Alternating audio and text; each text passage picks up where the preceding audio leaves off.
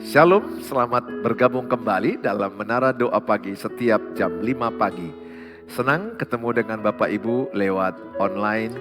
Kita bisa bersama-sama memuji, menyembah Tuhan. Ambil waktu mencari Tuhan lebih dahulu, maka Tuhan akan tambahkan segalanya. Mari kita bersatu dalam doa. Bapa di sorga, kami membawa Menara Doa Pagi ini ke dalam tangan Tuhan. Tuhan yang ditinggikan, Tuhan yang dimuliakan. Tuhan yang memberkati semua umat-Mu yang menyaksikan tayangan ini. Kapanpun, dimanapun, siapapun mereka yang menyaksikannya, terberkatilah oleh Tuhan. Yang lemah dikuatkan, yang susah dihiburkan, yang sakit disembuhkan. Tuhan memberikan mereka kekuatan dalam menjalani hidup yang penuh tantangan, yang penuh kesulitan. Kami percaya bersama Tuhan kami memperoleh kekuatan. Kami cakap menanggung segala perkara di dalam Tuhan Yesus. Dalam nama Tuhan Yesus kami berdoa. Amin.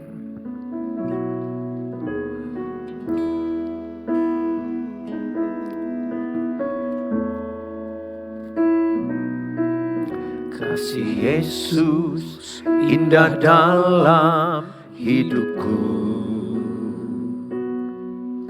menghiasi hati dan jiwaku. Ku tak dapat hidup tanpa kasih-Mu, Tuhan. Pegang tanganku sepanjang jalanku. Sekali lagi dari awal katakan kasih Yesus dalam hidupku, menghiasi hati dan jiwaku. Ku tak dapat hidup tanpa kasih-Mu, Tuhan.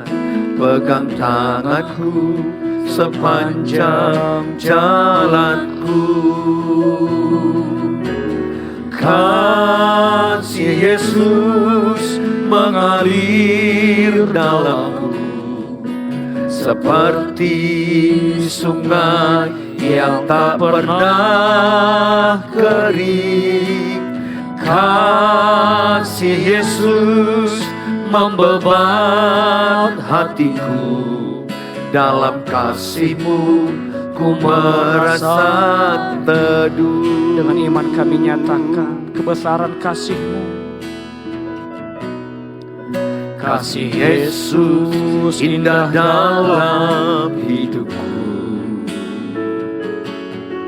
menghiasi hati dan jiwaku. Ku tak dapat hidup tanpa kasih-Mu, Tuhan. Pegang tanganku sepanjang jalan. Kasih Yesus indah dalam hidupku. Kasih Yesus indah dalam hidupku,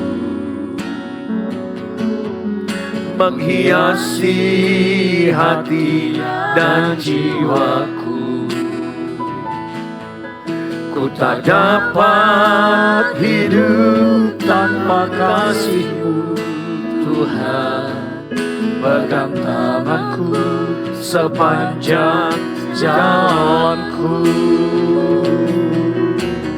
Kasih Yesus mengalir dalamku, seperti sungai yang tak pernah kering. Kasih Yesus membebat hatiku, dalam kasih-Mu ku merasa kasih Yesus. Kasih Yesus mengalir dalamku, seperti sungai yang tak pernah kering. Kasih Yesus membebat hatiku, dalam kasih-Mu ku merasa kasih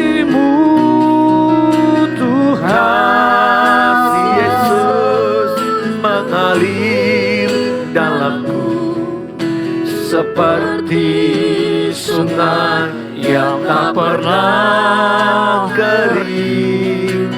Kasih Yesus membebat hatiku. Dalam kasih-Mu ku merasa, dalam kasih-Mu, dalam kasih-Mu ku merasa, dalam kasih-Mu, dalam kasih-Mu ku merasa teduh. Sungguh indah bersama-Mu ya Tuhan. Amin Tuhan Yesus. Hanya Engkau satu-satunya pribadi yang kami perlukan sampai selama-lamanya ya Tuhan. Engkau kekuatan kami. Haleluya. Engkau pengharapan kami. Amin. Terima kasih Bapa yang baik. Haleluya.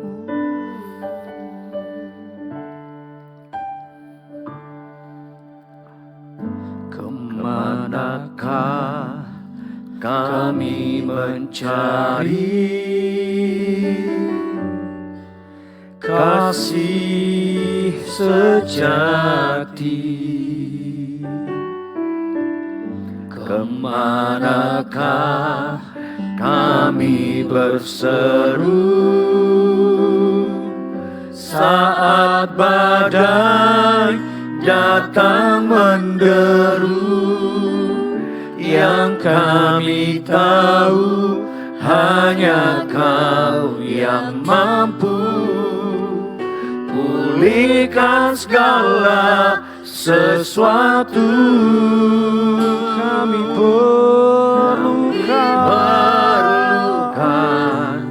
keajaiban-Mu. Kami butuhkan sentuhan tangan-Mu. Kami tak dapat jalan sendiri. Kami perlu Kau Tuhan. Dengan iman kami bersama-sama menyatakan ya Tuhan. Kemanakah kami mencari kasih sejati? Kemanakah kami berseru saat badai datang menderu? Yang kami tahu hanya Kau yang mampu pulihkan segala sesuatu. Kami perlukan keajaiban-Mu. Kami butuhkan sentuhan tangan-Mu. Kami tak dapat jalan sendiri. Kami perlu Kau, kami perlu Kau Tuhan. Keajaiban-Mu. Kami butuhkan sentuhan tangan-Mu. Kami tak dapat jalan sendiri. Kami perlu Kau. Sekali lagi dengan iman nyatakan. Kami perlu Kau Tuhan. Keajaiban-Mu. Kami butuhkan sentuhan tangan-Mu. Kami tak dapat jalan sendiri.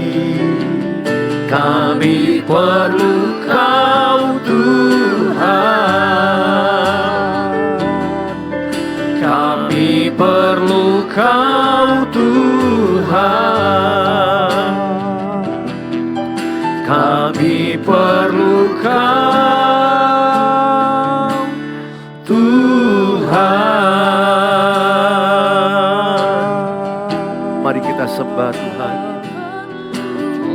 Mari kita tinggikan.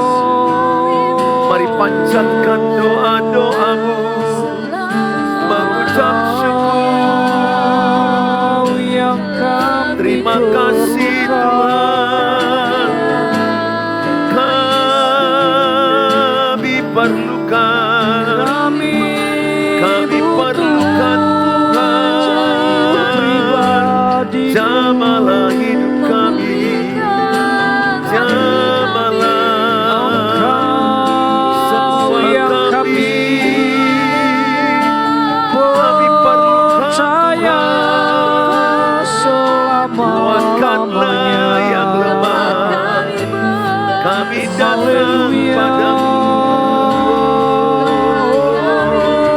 Terima kasih.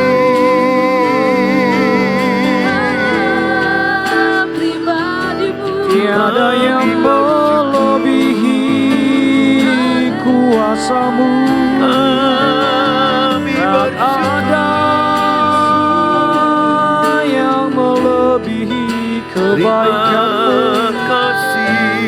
Kau yang kami andalkan. Kau sumber kekuatan. Kau sumber pengharapan.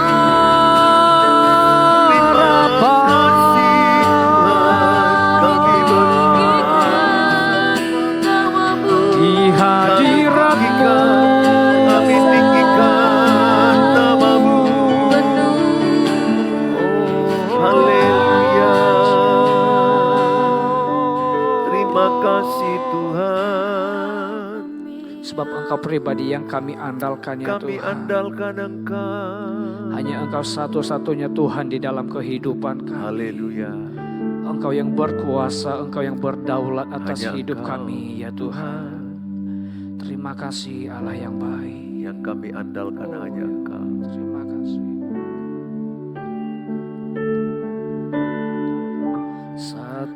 Satu-satunya yang ku andalkan, satu-satunya yang ku percaya. Engkau sumber kekuatan, sumber pengharapan, sumber kedamaian. Satu-satunya yang ku andalkan, satu-satunya yang ku percaya. Engkau Tuhan memberkati, Tuhan penyembuhku, Tuhan pemulihku. Satu-satunya yang ku andalkan, Satunya yang andalkan, satu-satunya yang ku percaya. Engkau sumber kekuatan, sumber pengharapan, sumber kedamaian. Satu-satunya yang ku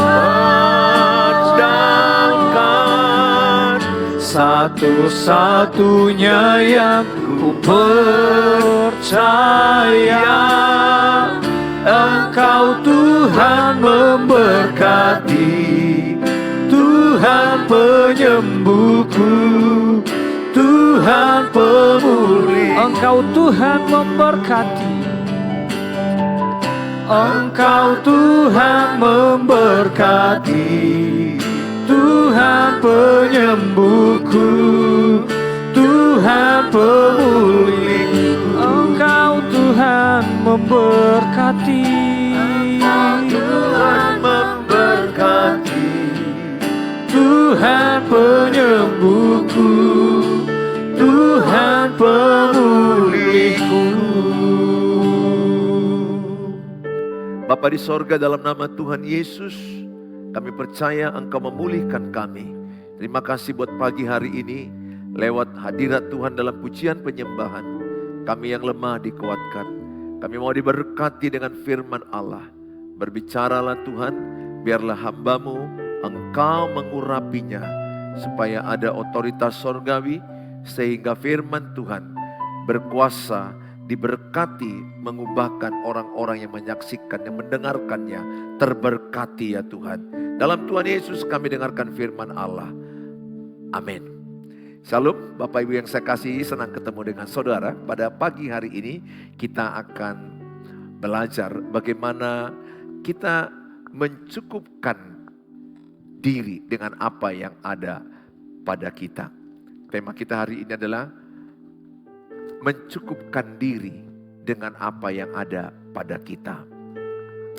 Karena masalah rumah tangga salah satu, atau bisa dikatakan 70% adalah masalah keuangan. Sering menjadi pertengkaran yang tidak habis-habisnya dalam rumah tangga. Sebenarnya kebanyakan bukan karena kurang uang, tetapi adalah karena tidak mengelola keuangan dengan baik. Kalau kita mau jujur, masalah keuangan bukan karena kurang uang, kebanyakan.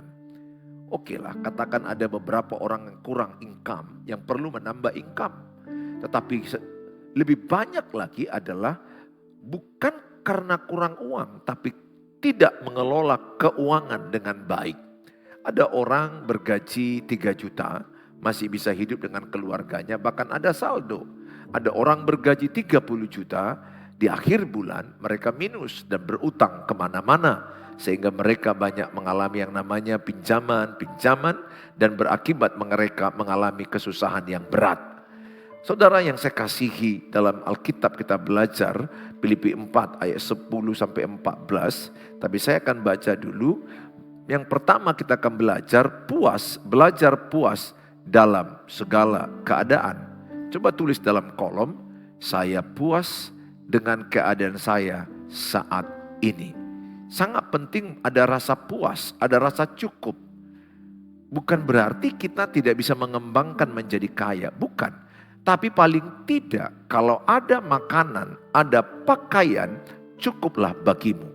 Jadi kecukupan ukurannya di Alkitab, saudara punya pakaian, saudara bisa makan, itu sudah cukup. Saudara harus puas dengan makanan itu, harus merasa cukup dengan yang ada. Bukan berarti saudara nggak bisa mengembangkan, dan kembangkanlah apa yang ada. Kembangkanlah apa yang ada. Kalau kita pakai ukuran dunia, tidak akan pernah puas-puasnya. Karena dunia akan selalu merasa kurang dan kurang dan kurang. Saya akan bacakan Filipi 4 ayat 11 sampai 12.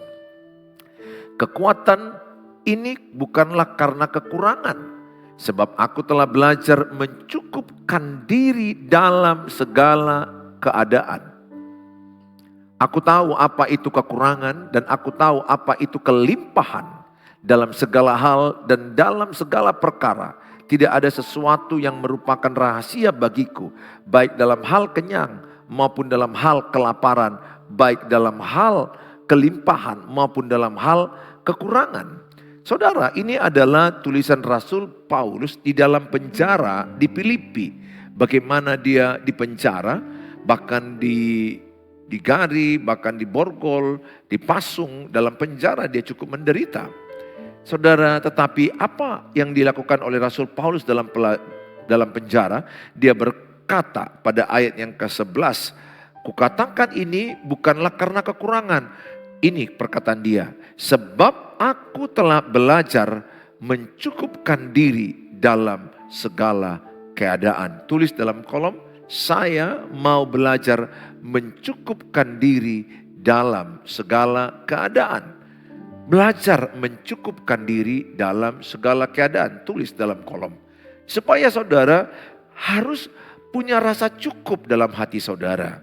Nah saudara yang saya kasihi, di Alkitab dikatakan pada ayat yang ke-12, Rasul Paulus, aku tahu apa itu kekurangan. Jadi Rasul Paulus dalam kekurangannya dia belajar mencukupkan diri. Dalam kekurangan kita pun kita harus belajar mencukupkan diri. Dan aku tahu apa itu kelimpahan. Dalam kelimpahan pun Rasul Paulus mencukupkan diri. Jadi mencukupkan diri bukan hanya ketika kekurangan. Dalam kelimpahan pun kita mencukupkan diri. Bukankah banyak kita lihat atau kita sendiri punya pengalaman ketika income kita katakanlah 5 juta satu bulan satu keluarga. Kita masih bisa menyimpan 1 juta, 4 juta kita gunakan untuk kebutuhan keluarga. Kemudian ya sebaiknya begitu ya, harus ada yang namanya tabungan dalam keluarga. Usahakan itu. Pada umumnya orang-orang sukses, orang kaya, mereka belajar dari mereka miskin, dari susah. Mereka ku dengar belajar dalam kemiskinan, kesusahan, mencukupkan diri dan mereka menabung 30%. 30% mereka menabung. Dalam kemiskinan, kesusahan, merintis usaha, mereka bersaksi saya lihat bagaimana mereka menabung rutin 30% tiap bulan. Itu bukan karena kekayaannya. Tapi dalam kemiskinan, kesusahan, dia menyisihkan untuk menabung. Dia mencukupkan diri dalam kekurangan. Rasul Paulus berkata dalam kelimpahan, katakan gaji ibu bapak satu keluarga naik 10 kali lipat jadi 50 juta.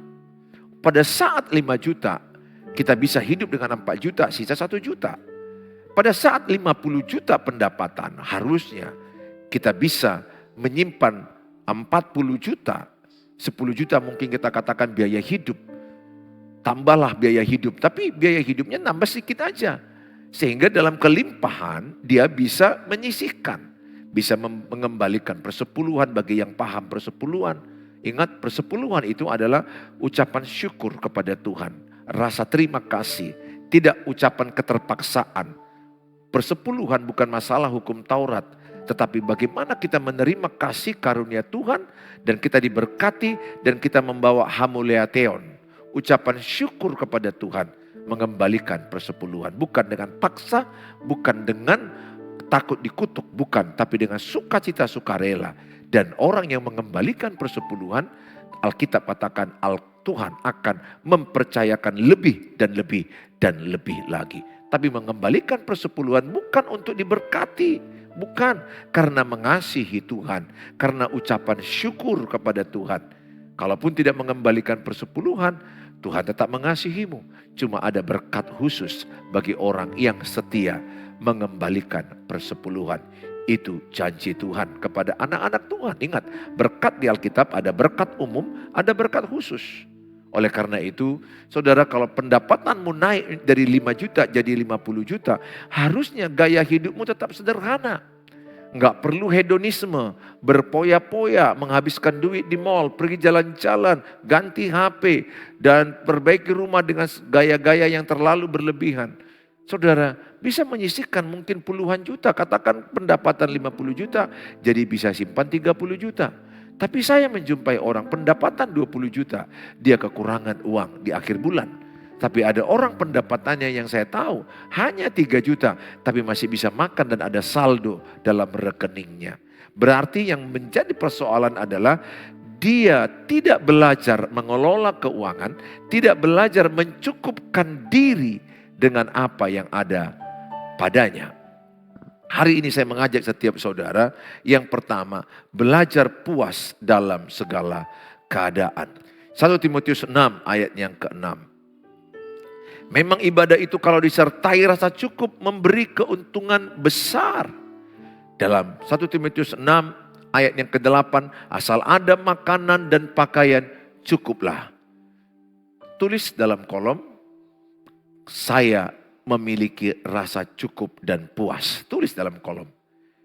Saya memiliki rasa cukup dan puas dengan apa yang ada saat ini. Jadi kunci ibadah diberkati Tuhan menurut ayat ini adalah memiliki rasa cukup. Ketika kita beribadah hari Minggu, kita datang ibadah kepada Tuhan. Jangan ada perasaan aku masih kurang harta inilah, kurang uang inilah, kurang inilah, kurang inilah. Jangan, miliki rasa cukup. Tanda orang punya rasa cukup adalah selalu bersyukur. Berterima kasih buat hidup yang hari yang baru, berkat yang baru, kebaikan Tuhan. Mengucap syukur, berterima kasih. Penting sekali Bapak Ibu, banyak bersyukur. Miliki rasa puas, rasa cukup dengan apa yang ada padamu. Yang sering sekali menjadi persoalan apa? Kita membandingkan diri kita dengan pendapatan orang lain. Nggak usah bandingkan pendapatanmu dengan pendapatan orang lain. Apa artinya bagi saya membanding-bandingkan, oh pendapatan orang sana sudah 20 juta, yang sana 30 juta, oh aku baru 5 juta, oh aku harus paksa. Tidak. Saudara akan nanti udah dapat 20 juta, ada lagi orang 200 juta, gak pernah puas-puasnya. Ada lagi orang mungkin yang 2 miliar sebulan. Akhirnya kita lama-lama ritik, gila lama-lama. Kita gak pernah puas. Saya pernah menjumpai orang kaya. Karena saya menangani orang-orang kaya. Banyak yang gak puas. Mereka gak puas. Dan mereka akhirnya sakit. Karena gak ada rasa puas. Selalu mencari terus, mencari uang. Anaknya narkoba, anaknya free sex, anaknya tidak ke gereja. Mereka juga berantem, rumah tangga jadi berantem. Karena orientasi uang. Mencintai uang adalah akar segala kejahatan. Uang itu netral, tapi jangan cintai. Kita harus mencintai Tuhan. Mencintai warisan, mencintai harta, pasti berujung kacau. Jangan cintai uang, jangan cintai warisan, jangan cintai harta. Cintailah firman Allah, cintailah Tuhan, hidupilah firman Allah. Saudara yang saya kasihi, milikilah rasa cukup supaya ibadahmu memberi keuntungan besar. Jadi apa yang ada padamu syukuri, nikmati, kembangkan. Kalau ada orang diberi talenta 5 jadi 10, talenta 2 jadi 4. Jangan malas, kembangkan. Tapi di hati kita yang 5 itu pun kita bilang cukup, terima kasih Tuhan.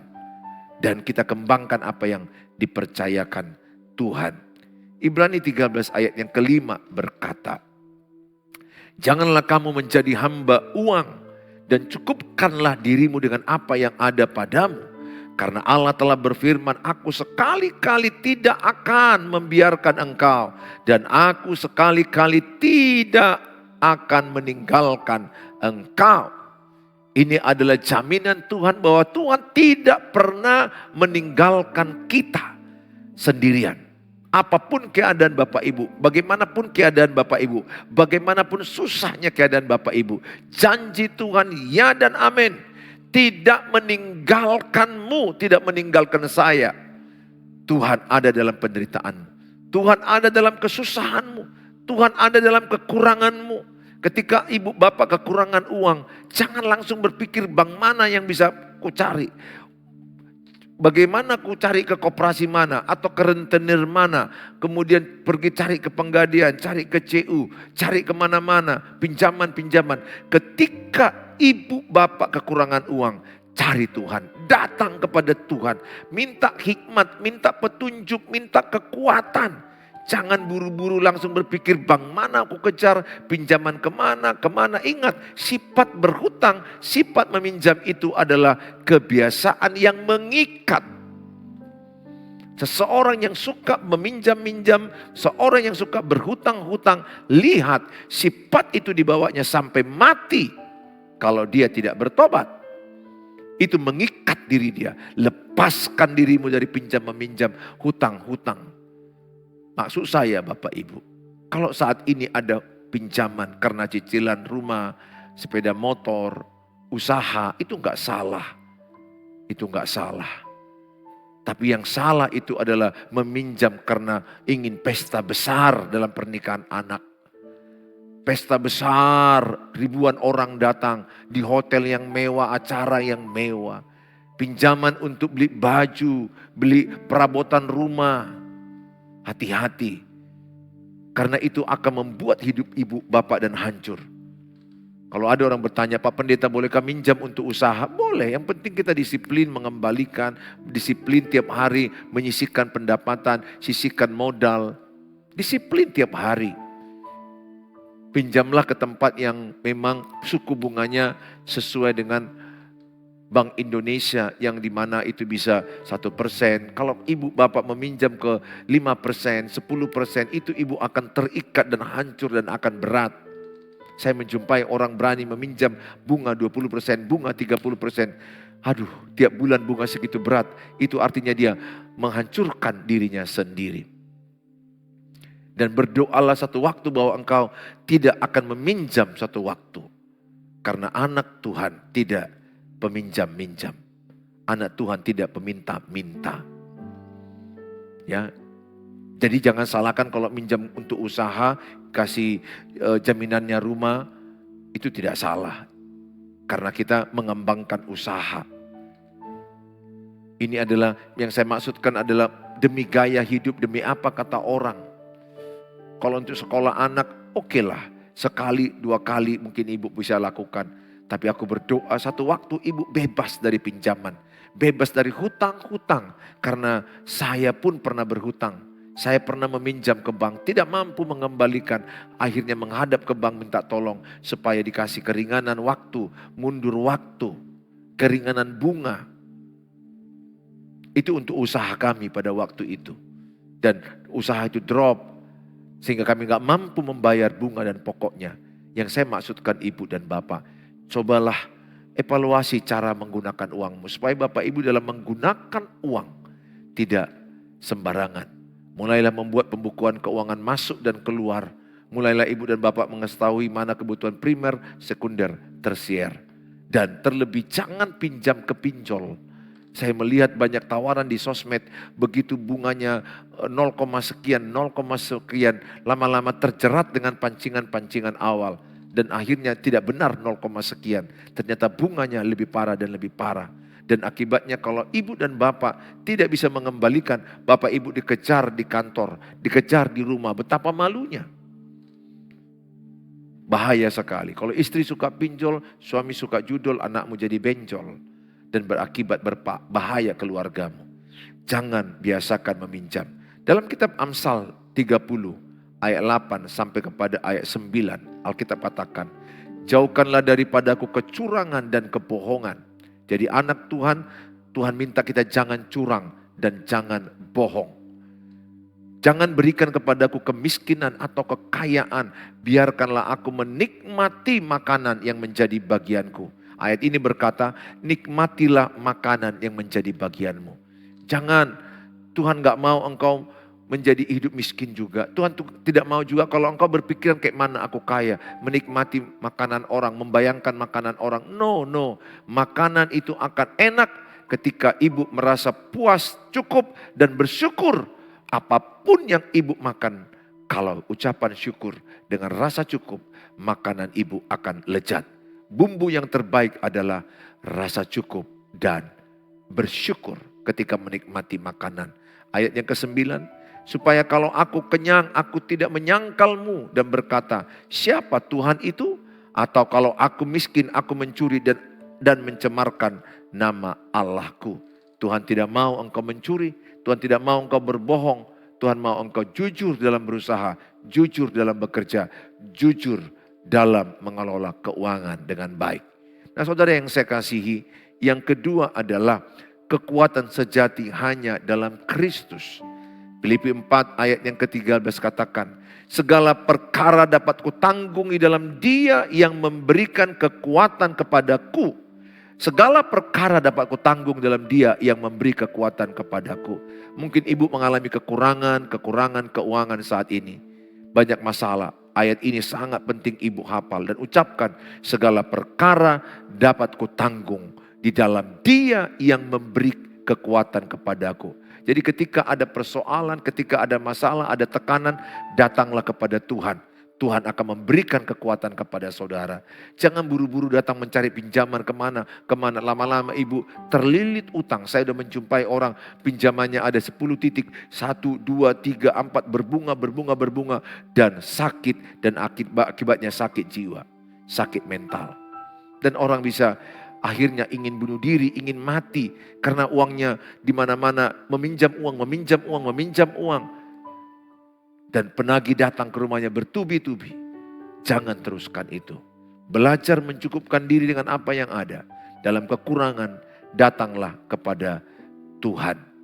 Filipi 4 ayat 19, Allahku akan memenuhi segala keperluanmu menurut kekayaan dan kemuliaannya dalam Kristus Yesus. Tulis dalam kolom, Allahku akan memenuhi segala keperluanku. Tulis dalam kolom, Allahku akan memenuhi segala keperluanku. Imani, datang kepada Tuhan Yesus. Mungkin sedang butuh untuk menyekolahkan anak, sedang butuh untuk kebutuhan kesehatan, sedang butuh mungkin untuk usaha berkembang. Jangan pakai pikiranmu, jangan batasi pikiranmu dengan pikiranmu. Maksudnya jangan andalkan hanya kekuatan pikiranmu, tapi andalkan Tuhan. Engkau berkata, Allahku sanggup menyediakan apa yang kuperlukan. Percayalah kepada firman Allah. Nah saudara yang saya kasihi, dalam Mazmur 55 ayat yang ke-23. Serahkanlah khawatirmu kepada Tuhan, maka Ia akan memelihara engkau. Tidak untuk selama-lamanya dibiarkannya orang benar itu goyah.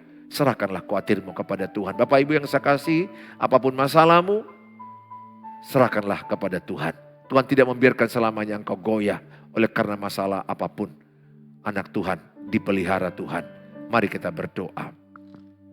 Bapa di sorga, dalam nama Tuhan Yesus, kami bersyukur Tuhan, kami diingatkan oleh firman Allah bagaimana Rasul Paulus dalam penjara belajar mencukupkan diri dalam kekurangan, belajar mencukupkan diri dalam kelimpahan. Tuhan, biarlah firman ini mengingatkan kami sehingga kami mengevaluasi cara penggunaan keuangan kami. Sehingga kami hati-hati dalam penggunaan keuangan, punya pembukuan masuk dan keluar, punya prioritas mana yang primer, sekunder, tersier. Dan kami juga percaya bahwa anak-anak Tuhan tidak akan kekurangan. Allah sanggup memelihara hidup kami. Allah sanggup memenuhi apa yang kami perlukan. Kami percaya, kami serahkan dalam tangan-Mu Tuhan seluruh umat-Mu yang menyaksikan tayangan ini. Berikan mereka kekuatan. Ketika kami datang kepada Tuhan Yesus, ada kekuatan baru, ada hikmat, ada kemampuan, ada kesanggupan kami bisa mengelola keuangan dengan baik.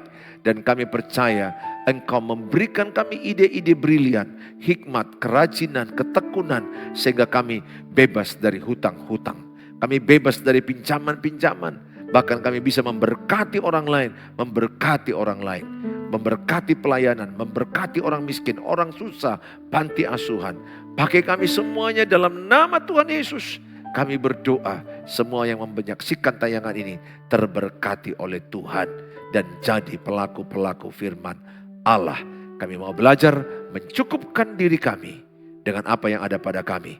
Kami bersyukur dan kami mengembangkan apa yang Tuhan titipkan kepada kami. Terima kasih Tuhan Yesus, dalam Tuhan Yesus kami berdoa. Mari kita mengucapkan doa Bapa kami. Bapa kami yang di sorga, dikuduskanlah namamu, datanglah kerajaan-Mu, jadilah kehendak-Mu di bumi seperti di sorga. Berikanlah kami pada hari ini makanan kami yang cukupnya, dan ampunilah kami akan kesalahan kami, seperti kami juga mengampuni orang yang bersalah pada kami. Dan janganlah bawa kami ke dalam pencobaan, tapi lepaskanlah kami daripada yang jahat, karena Engkau yang punya kerajaan dan kuasa dan kemuliaan sampai selama-lamanya. Bawalah berkat damai sejahtera dari Allah Bapa, cinta kasih sempurna Tuhan Yesus, penyertaan Allah Roh Kudus menyertai kita yang percaya. Sama-sama katakan amin, amin. Terima kasih Bapak Ibu sudah menyaksikan tayangan ini. Bagikanlah link ini kepada banyak orang sehingga banyak orang terberkati. Dengan saudara membagikan link ini, saudara sudah terlibat dalam pemberitaan firman Allah.